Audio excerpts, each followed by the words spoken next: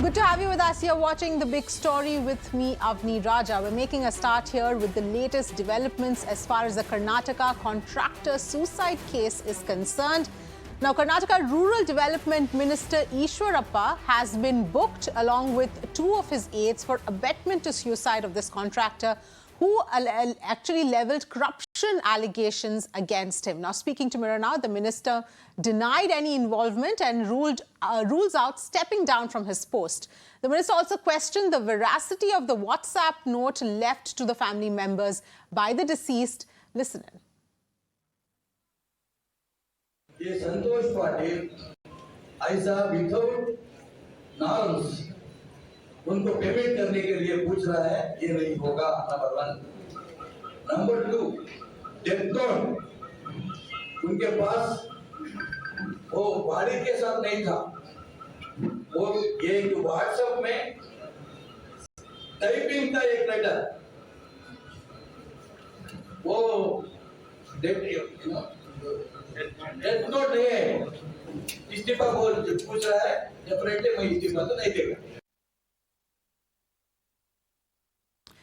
Meanwhile, Karnataka Contractors Association has alleged unfair practices by other ministers as well in the state, including the Health Minister K. Sudhakar. Contractors claim that at least 8 to 10 ministers in the Bombay government assigned 60% of the government's contractual work for the state to their close associates and known aides. Now, as a mark of protest, the association has decided to stop work for a month.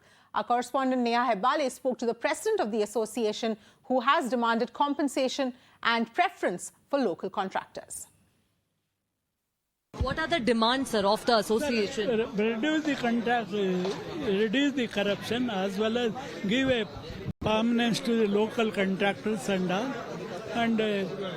all outside the Karnataka, they will come and execute the work. That's why we should give a preference to the local contractor and reduce the 40% corruption is very, very difficult to work this. That's the argument. So do you think the government has failed to act on this, sir? Santosh and many other contractors had raised this issue of 40% commission. It was raised earlier. Do you think the government has failed to act on it, sir? Yes, but lot of people is problem. And not only the other people, they may lose because of the government wanted, they don't want to settle the problem. And a lot of people will suicide themselves.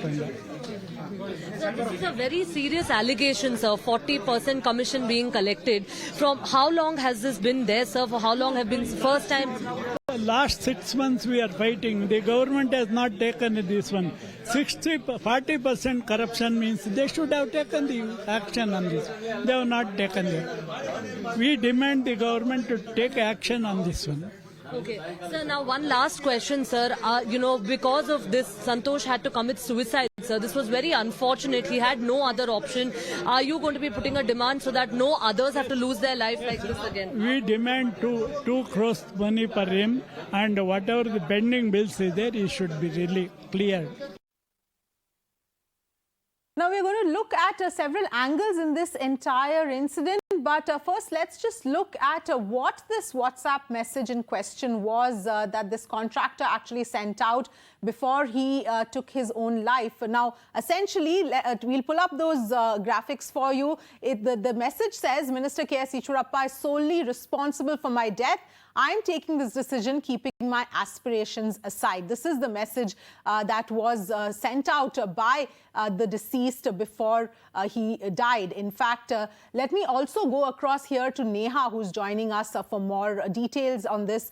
Neha, there are multiple issues here that we are talking about. And of course, first part is what happens with respect to Eshwarappa.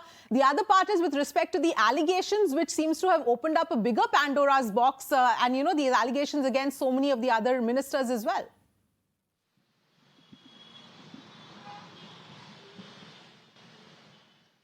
That's absolutely right, Avni. What, in fact, began with one letter being sent to the Prime Minister and the Union Minister, Giriraj Singh, has today, in fact, opened up a huge Pandora's box over here in the state of Karnataka. We'll start with Eshwarappa, like you rightly asked. let's tell you that this contractor over here, Santosh, who's in fact died by suicide, has in a WhatsApp message that he's left to his family as well as to some local journalists of course, in the district. He has mentioned that if at all he does die, then KS Eshwarappa would be held solely responsible. Now, why does he say this? He said this because for almost about, an year, he says that he had been running around trying to get around 4 crore of dues, in fact, cleared from the RDPR department. In fact, what we understand is that the minister over here has refuted these claims, saying there was no work order. But we also do understand that this was being done for a fair that was being held in the district. Roads were repaired, sewer work was conducted, and which is why, in fact, running around, behind the minister and his associates, he did try to get those dues back. But since he was unable to, and since the associates had even asked for a commission of 40%, he decided to, in fact, take the extreme step. Now, coming to the second aspect of this, which is the bigger problem that the contractors have highlighted over here, that at least about 8 to 10 ministers have been giving away about 60% of their work to their family members, to their relatives and to their close aides, which also now means that this is something that will have to be looked into, because this is again a question of commission being taken. Names of Health Minister Govind Kajol, names of Health Minister Dr. Sudhakar, I beg your pardon, and Water Resources Minister Govind Kajol also have cropped up in the allegations levelled by the Contractors Association. We'll have to wait and see. They have in fact now announced that they would be going on a 1-month strike in solidarity with Santosh, who had to in fact take the extreme step. So as far as this is concerned, we'll have to wait and see what the Bommai government and the central government decide on KS Eshwarappa. Absolutely, Neha. Obviously, a lot of questions as well at this point in time. But do stay with us. Let's also welcome our guests who are joining us on the broadcast. Mohan Vishwa, spokesperson of the BJP, is joining us. As well, we've got Aishwarya Mahadev, a spokesperson of the Congress. Thank you so much, both of you, for joining us. Let me, in fact, go across first to Aishwarya Mahadev. If you can, obviously, this has opened up a Pandora's box of sorts, because not only is it a question of this particular contractor, but all the other allegations also that are being made against other ministers in the government. First and foremost, there's absolutely no doubt when I say that the BJP government is mired in corruption, whether it was during COVID or even with the Contractors Association. What has happened is the sad result is that a young man has lost his life. He spent all the money that he had on the false promise of work, and then you see that a 40% commission that he needed to pay, that he took his life. And the singular fact today is that the BJP government, if they have any sort of moral right to speak tomorrow, should ask for his resignation first and have an impartial probe. But the larger issue is, even looking at the Contractors Association, the sort of deep-rooted nexus between construction, PWD, as well as these ministers, and the percentage of commission that they're taking has pushed the contractors to such a point that they don't care being blacklisted by the government or not getting more work. They just want to come out and say, this is the wrong that is being done to us.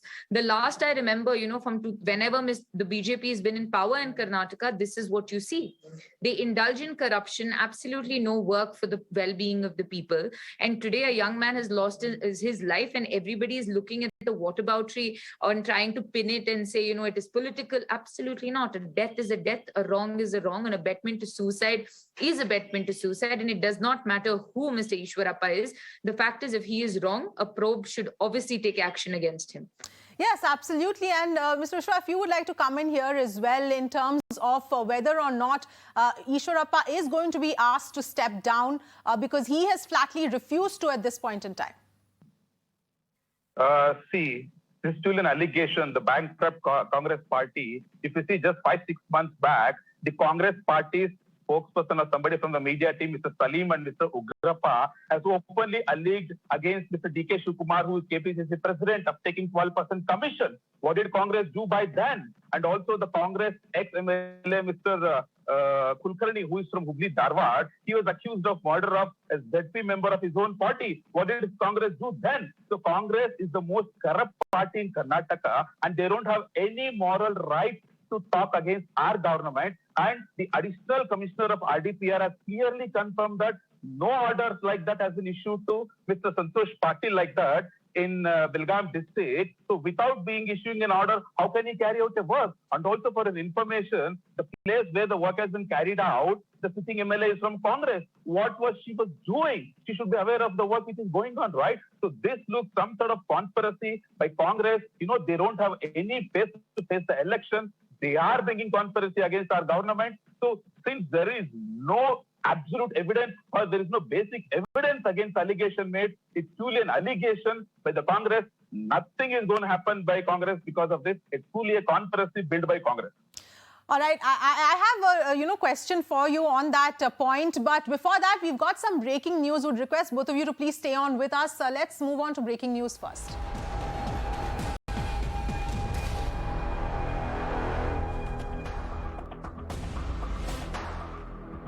But Santosh Patil's brother maintains that the family will not release the body from the lodge until arrests are made. We have coordinated with police and government, says the family, for procedures. All evidence will be given.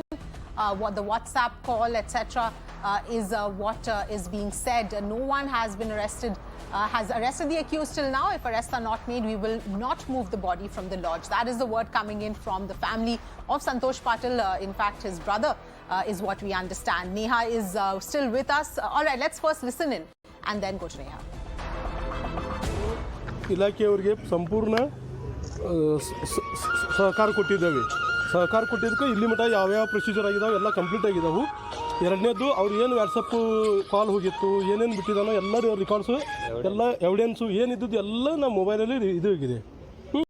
ಅದೇ ಪ್ರಕಾರ ಅವರು ಇಲಾಖೆಯವರು ಇನ್ನೂ ಮಟ್ಟ ಅವ್ರನ್ನು ಯಾರು ಆರೋಪಿಗಳನ್ನ arrest ಮಾಡಿಲ್ಲ. Arrest ಮಾಡಬೇಕು. ಅರೆಸ್ಟ್ ಮಾಡಲಿಲ್ಲ ಅಂದ್ರೆ ನಾವು ಬಾಡಿ ಇಲ್ಲಿಂದ ಒಯ್ಯೋದಿಲ್ಲ. ಇದೇನಂದ್ರೆ ಲಾಸ್ಟ್ ಫೈ. ಇಲ್ಲಿಂದ ಮರಣೋತ್ತರ ಪರೀಕ್ಷೆ ಆಗ್ತದೆ. ಇಲ್ಲಿಂದ ಈ ಲಾಜ್ದಿಂದ ಬಾಡಿ ಹೊರಗೆ ಹೋಗೋದಿಲ್ಲ. Let me in fact go back to Neha, who's still with us. Neha, if you can take us through the latest details here with respect to this development.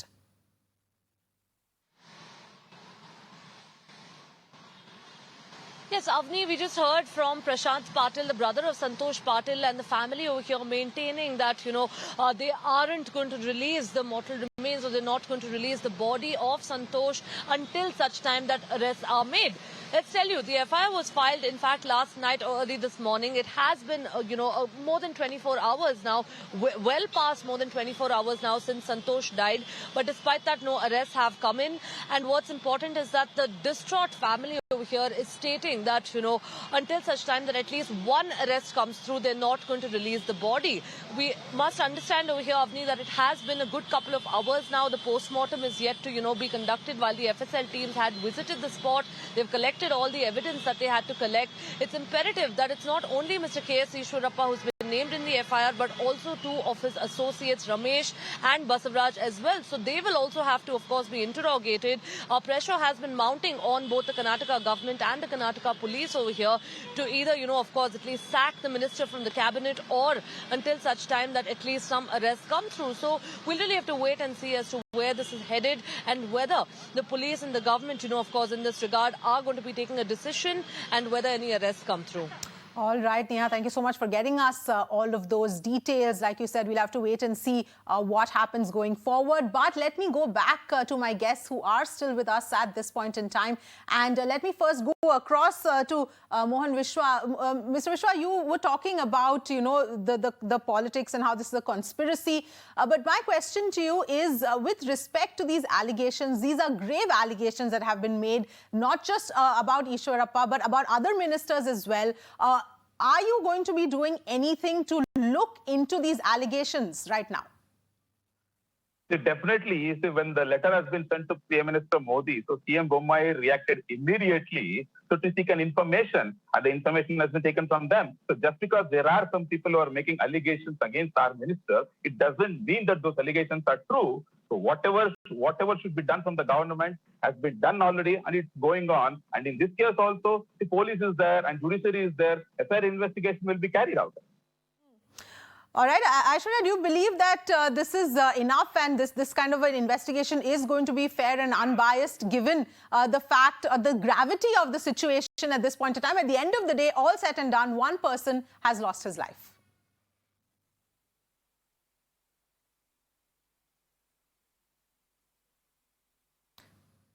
Aishwarya, question was for you. Is that for me or? Yes, for you. Sorry, I couldn't hear you. I think it is extremely shameful today that the BJP will give you infantile arguments and also blame the Congress party for what is happening in the state. The singular fact remains that this is not one person who has alleged corruption. And you know, you can be a conspiracy when one person does it or when the opposition does it. But when an entire contractors association comes up and makes such grave allegations, and this was months ago, and Mr. Mohan Vishwa in his great dialogues of flourish forgot to tell you that this happened months ago and what action was taken. Why is the Contractors Association still threatening to go and make more information public, more issues of corruption and commission public? The fact of the matter remains that this BJP government is completely and unequivocally blind to the plight of the people in this state, and they are mired in corruption from top to bottom. There is not a minister whose hands are clean in this, even though the BJP will claim they're cleaner than the Ganga, but look at the situation of the Ganga, right? Today, we believe that if the BJP has any right to even stand or even govern the people, it is their moral responsibility to ask for the resignation of Mr. Eshwarappa, one, because there needs to be an impartial probe. And second, if there is an abetment to suicide, and as a lawyer, I can tell you, his declaration is a dying declaration, no matter what the form. And under 32 of the Evidence Act, it is something that should be taken by the courts, whether it's a probe or whether it's the court-ordered judicial probe, or even if a court proceeding that happens. Because it is heartbreaking to see the family of this young man say, we will not take the body out until justice is served. And if this does not shake at the humanity of the BJP, then truly they are made out of stones, because it is absolutely heartbreaking to see the situation of this young man and his family today. And mind you, this man is a BJP worker as well. And, you know, it is one of their own. Isn't it sad that this is how they abandon their own at a time such as this, and would like to say it is a conspiracy? And next they'll say he was an agent. You know, a man has lost his life. You need a little more sensitivity, and the government should act. And that is what I hope they will do. All right. Thank you so much. Both of you are joining us. We'll have to leave this conversation here. But of course, there are still a lot of unanswered questions. We'll have to see how that pans out. But the opposition, like we've seen, has been upping the ante over this issue. Top Karnataka Congress leaders, including DK Shivkumar and Siddaramaiah, met the governor demanding Eshwarappa's immediate arrest. On the other hand, the Aam Aadmi Party workers staged a protest outside Karnataka CM's house, while in the national capital, Youth Congress staged a protest as well outside Union Home Minister Amit Shah's house as well. A corruption case has to be registered on him, either by the enforcement which the ACB which Karnataka has, or the police itself, that this is a case of full corruption.